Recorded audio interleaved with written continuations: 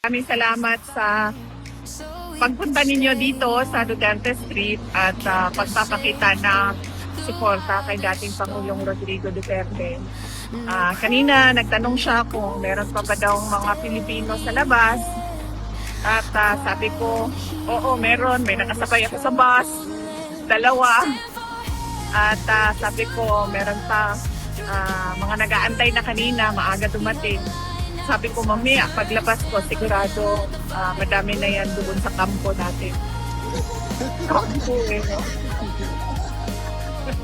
How is it in general? Okay siya today. Pleasant. Ang discussion namin was yung mga nawawalang taga Davao City kasi merong sumakay ng bangka 15 individuals tapos na-disgrasya ata yung bangka nila. So hanggang ngayon hinahanap sila. Isa pa lang yung nakita na sabi sa balita, nakuha siya sa Balut Island.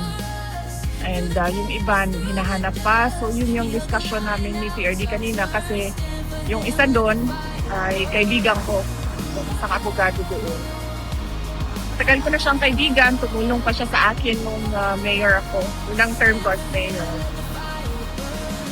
At yung isa naman, anak ng matalik na kaibigan ng nanay ko. So medyo malungkot ang Davao City ngayon dahil madami yung missing and syempre yung mga pamilya nila nalulungkot, nag-aalala, natatakot. Kaya yun yung pinag-usapan namin si PRD kanina.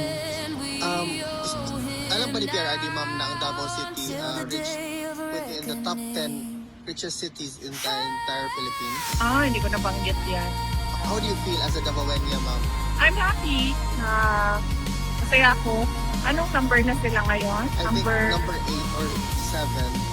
Oo. Kasi nung time ko, number 8 yun. I So think 6. hopefully, I'm not sure with the numbers.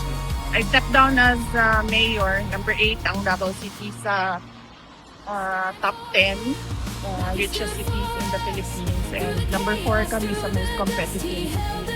And I'm happy na nandun pa rin kami.